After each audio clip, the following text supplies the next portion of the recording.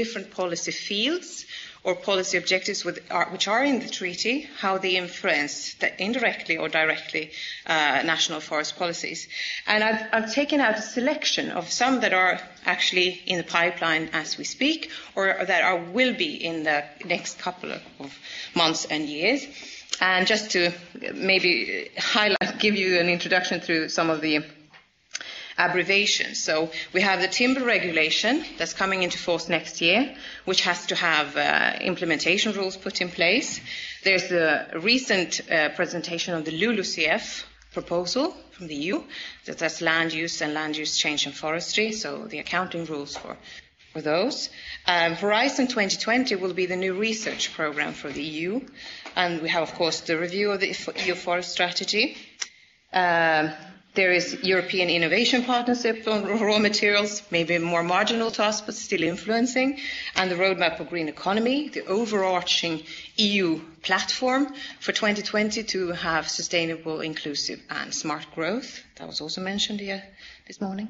And then we have the bilateral partnership agreements under the FLECT process. So that is also currently being. So you can see there's a whole plethora of initiatives of various, let's say, various characteristics, of various logic, but they're all there and to be seen as part of the development of policies that affect forestry.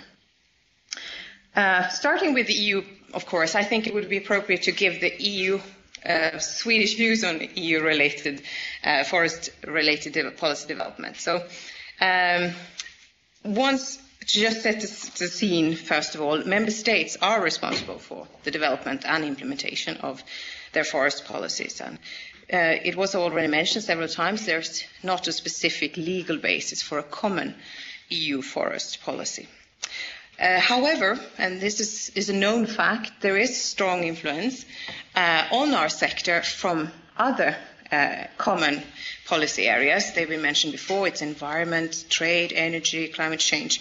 There's a lot of them, and the CAP, or the Common Agricultural Policy, of course.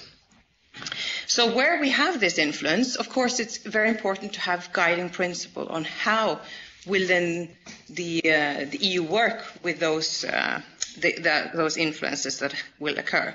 So we would say that where you have a call for action of EU joint action, there has to be an absolute respect of those principles that are in the treaties, which is the subsidiarity principle and the proportionality principle.